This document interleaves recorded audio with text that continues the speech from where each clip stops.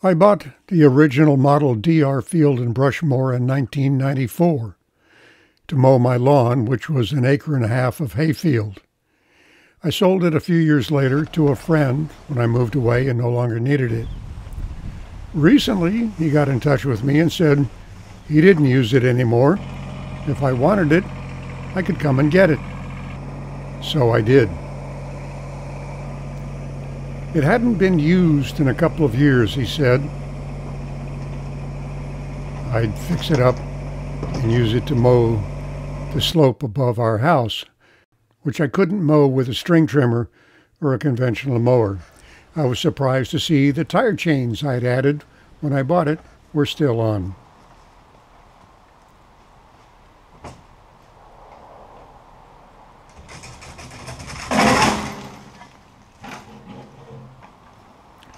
It would take some work, no doubt. I'd already noticed that the throttle cable was rusted and immovable. The blade was not sharp. The front edge felt like the back, and it would not turn. That was not a good sign.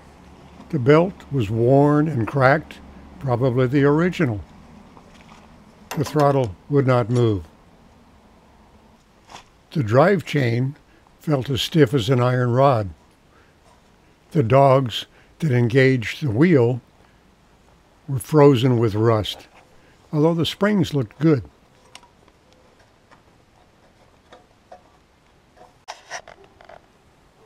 PB Blaster solves most such problems. I used a lot of it. I sprayed the chain and the dogs and the throttle and the throttle cable. I hosed down everything that was supposed to move but wouldn't.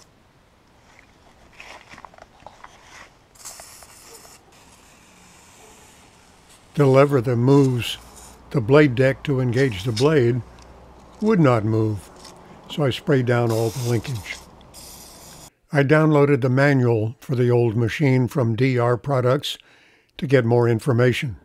The blade shaft placard says, add 10 strokes of grease every season. I gave it 20. There are 3 other grease fittings on the axle and the wheel.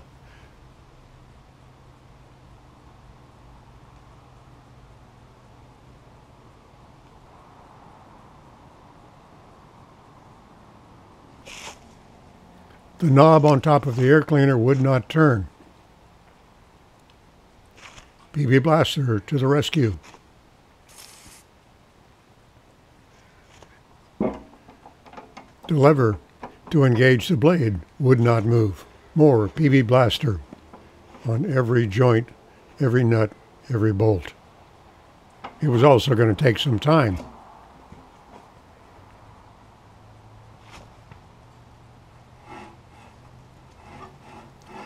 But at least the blade would now turn. While I was waiting for the PB Blaster to dissolve rust and loosen joints, I'd take the blade off and sharpen it.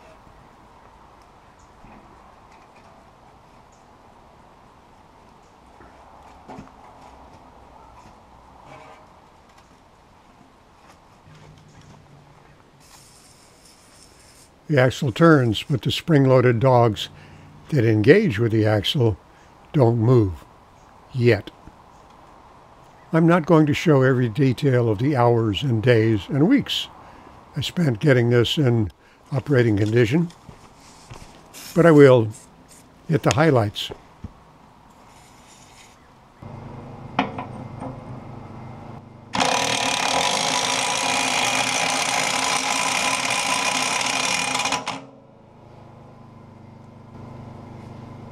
This may be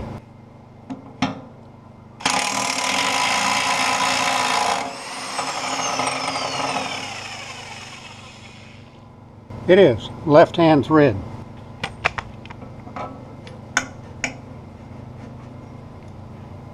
Even with the nut off, the blade did not want to come free.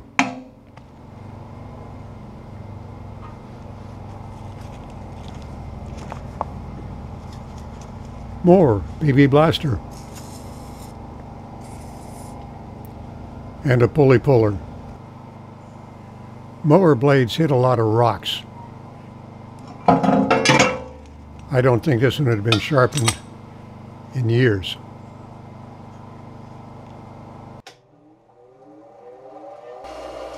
I sharpened both ends evenly to keep it in balance, and then fine-tuned the edge with a file. If you think I'm using the file incorrectly, you've never chopped cotton.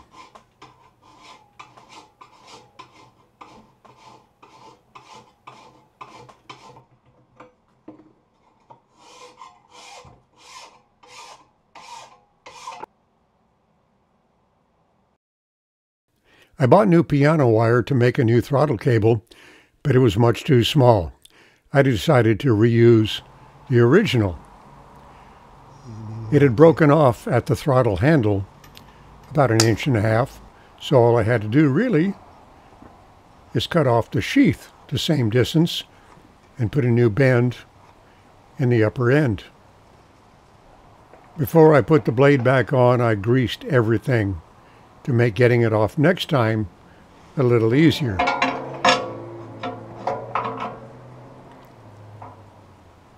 Okay, don't forget, left hand, left hand. There we go.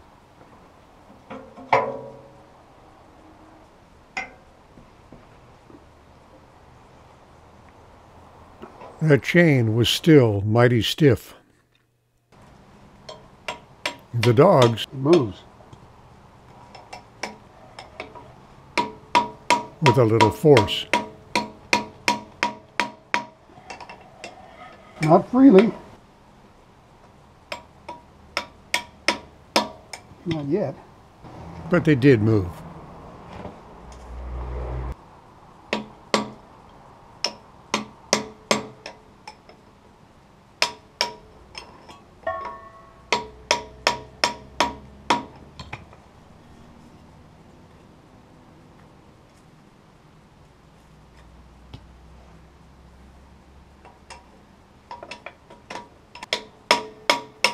Aha! Now for the other side.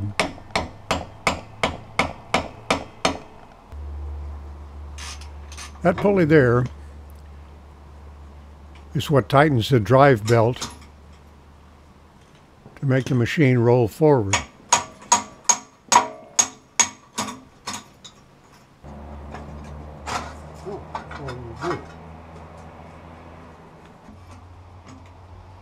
I took off the entire assembly. Yes.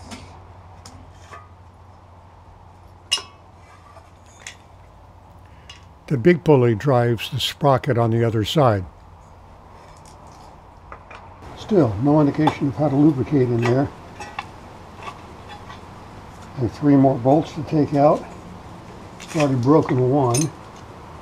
Given the condition of the machine, I thought it might be prudent to lubricate the inside of this gearbox or chain box.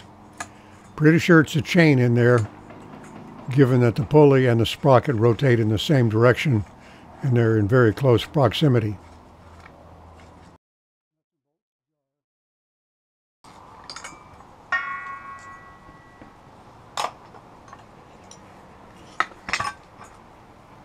There was no obvious way to lubricate it.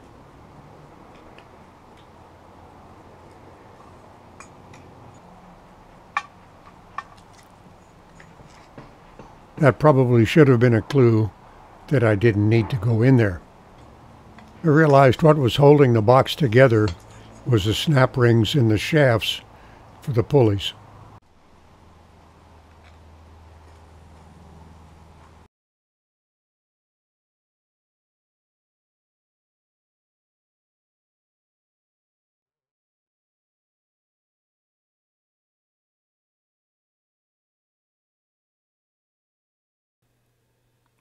Bicycle chain and cable lube. Pretty sure there's a chain in there.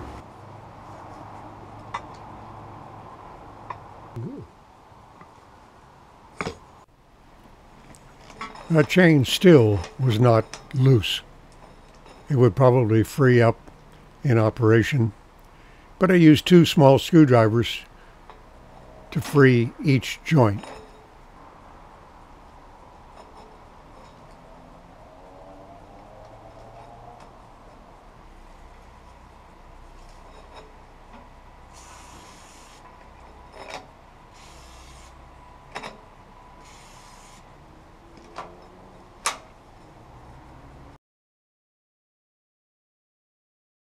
I thought, this shield got bent. I'll straighten it out. Completely forgetting that I had bent it in the first place 27 years before to keep the chains from snagging it. This has to slide. This has to slide within this. This is fixed. It slides within it. There are no grease fittings. So, if I can't make it work with this lever, and right now I can't without breaking something, I need to find a way to get a jack in here or here to pull this forward. I think once it moves, it will move easily once it moves. I can get a little bit of rotation here.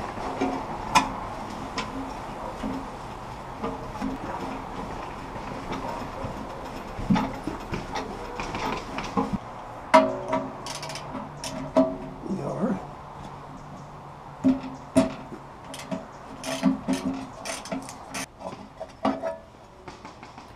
That is the brake that stops the blade when you disengage it.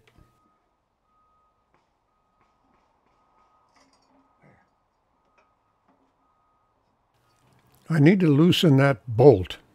It's a set screw that allows adjustment in the distance the blade deck extends.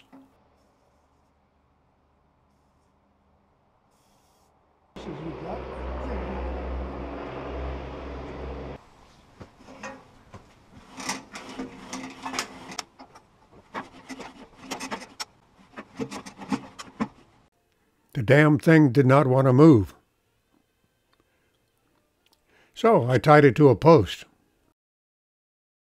I'm pulling on this. There we go.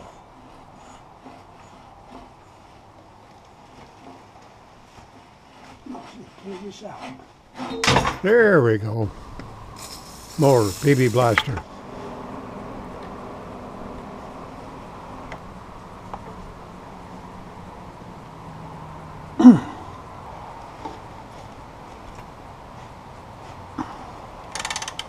Okay, now it's loosening.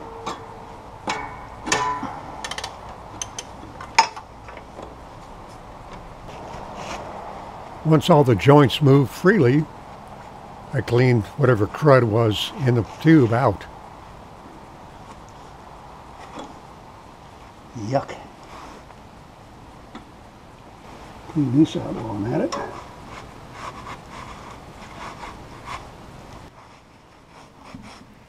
After wiping down the shaft, it was still rough.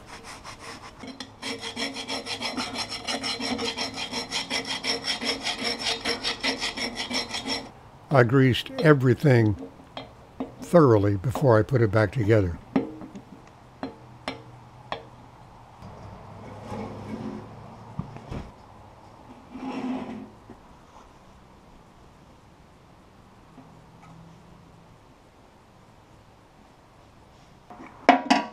What this has to do is allow this to fully extend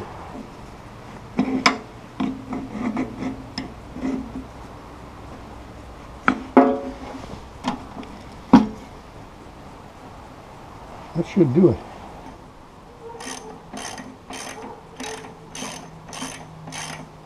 I put the blade brake back on and adjusted it properly.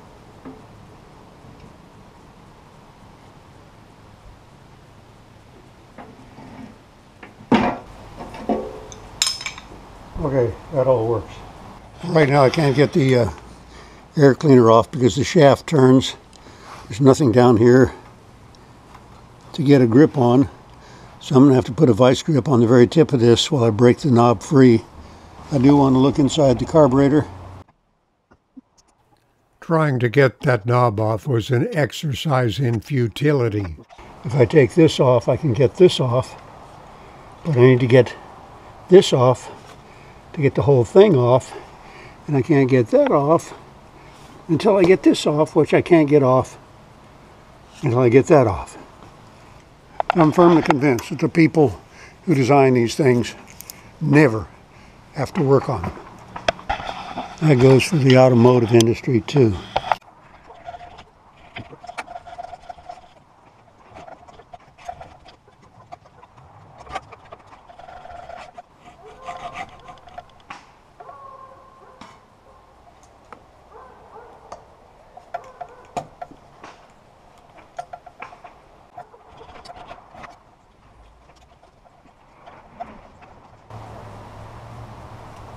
Careful there. Ouch. Brake time.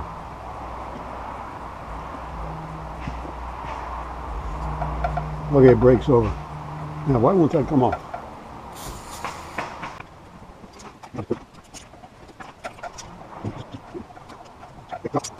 There's nothing left to do to cut this bastard off and replace it later.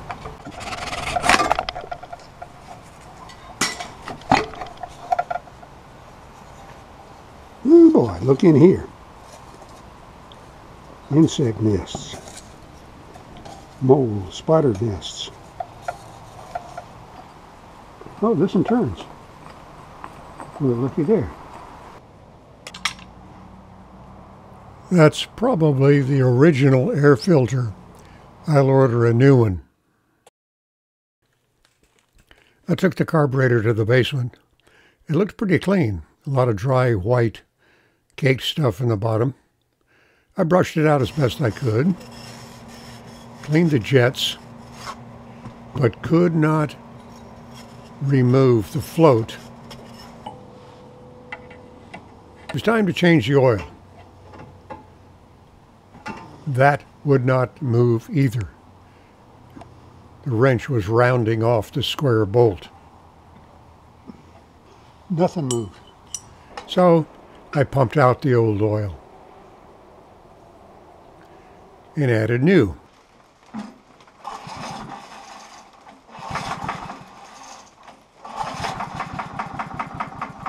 Ooh, that sounds bad, that knocking.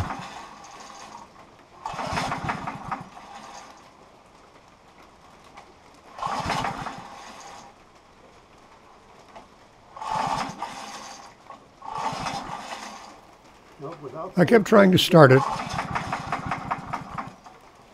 It would pop a few times. Oh boy, oh boy. Don't touch it. Yeah.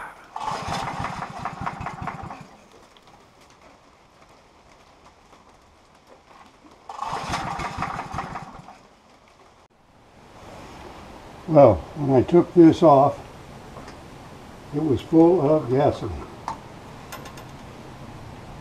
So the float valve is sticking.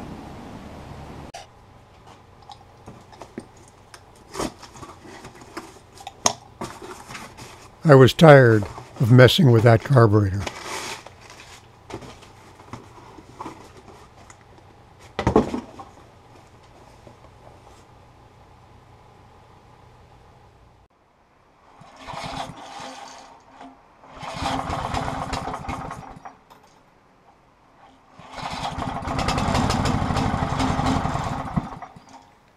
That starter needs some lubrication.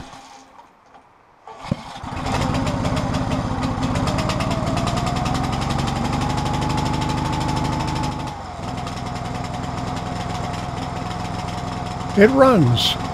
Away we go to try it out.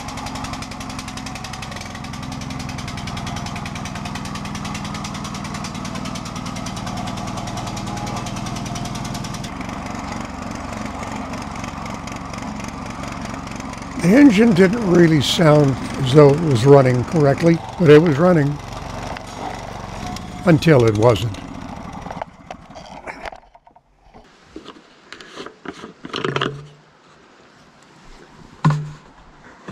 Oh, it's out of gas. It ran out of gas while it was sitting. It ran out of gas, an entire tank, through the faulty valve in the old carburetor.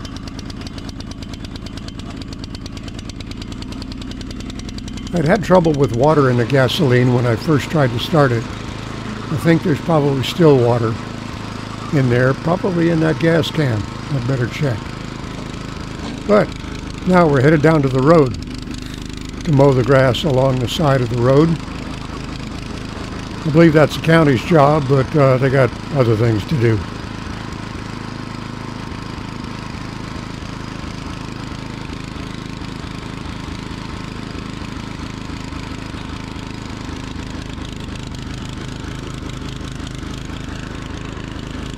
I have to put both hands on the left-hand handle because of all the blackberry briars on the slope to the right.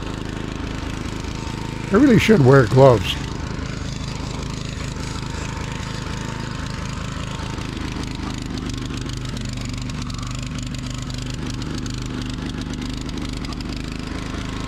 Going back the other direction, I have no choice but to hang on to the left-hand grip because that's what makes it go.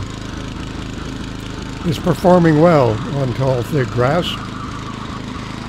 I mowed our 300 or 400 feet of road frontage.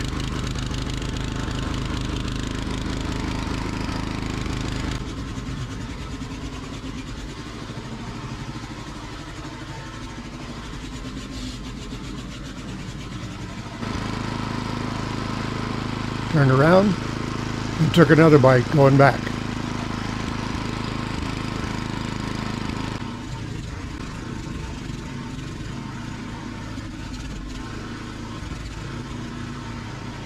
But now it was time for the real test. The new DR mowers have big inflatable tractor type tires for a good reason.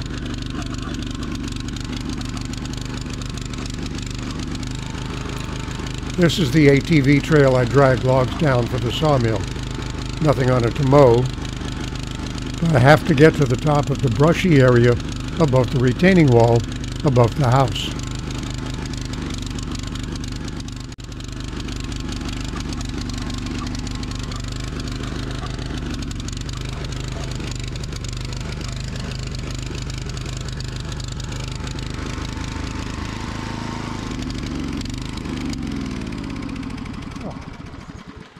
What the f? I think there's water in that gas tank still. And pointing it uphill allowed water to suck into the carburetor.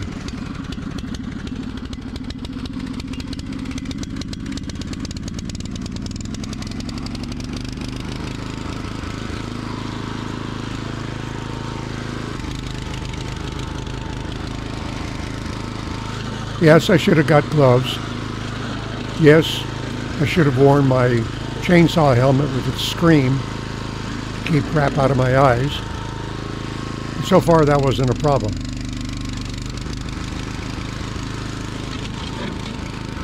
Now, finally, in the area I wanted to mow.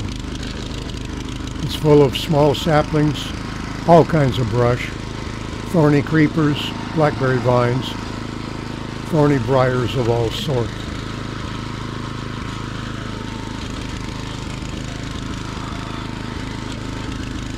This machine has only two modes, forward and freewheeling. It has no brakes, it has no reverse. As long as I was pushing through heavy brush and briars, it was easy to control. Relatively easy. It was doing a good job. The proper way to mow a steep slope is across the slope. If it's too steep for that, mow up, coast back, mow up, coast back. Do not mow downhill with no brakes. I'd forgotten that when I paid for it. I need to turn hard left to keep from going over the wall.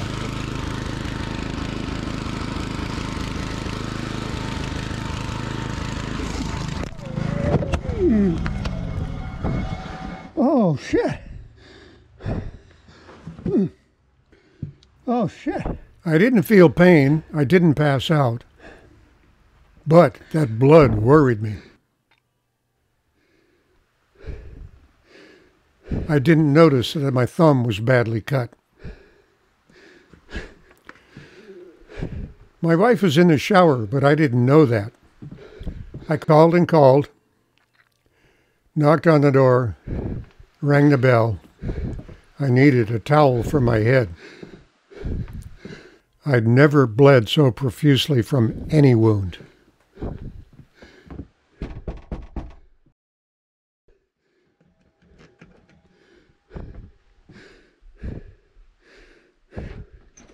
I need a towel. Okay. A little one is good.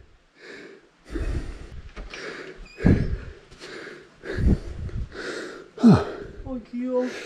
I'm okay. I'm okay.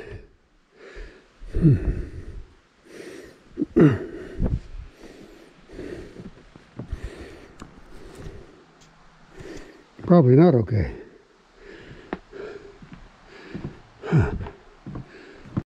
He got away from me, and like a fool, I held on to it. Like a fool, I held on to it. It went over, I went over. Oh, that's what cut my head right there. That's what cut my head. My poor hat.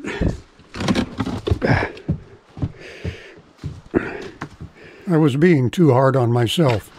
After looking at the video and thinking it all over, I realized I hadn't exactly hung on to it. It had jerked me off balance, and then as it turned over, I had no support, and over I went.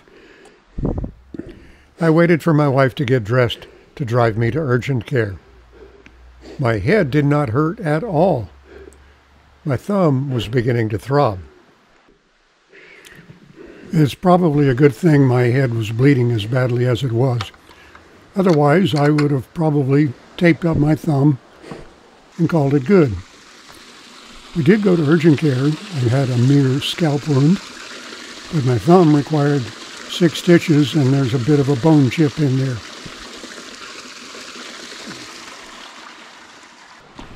That's going to be miserable for a while.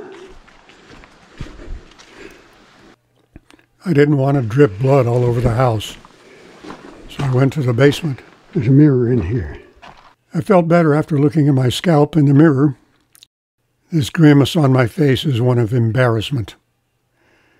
But I'll get over it, and perhaps I might even have learned something. Thanks for watching, I think.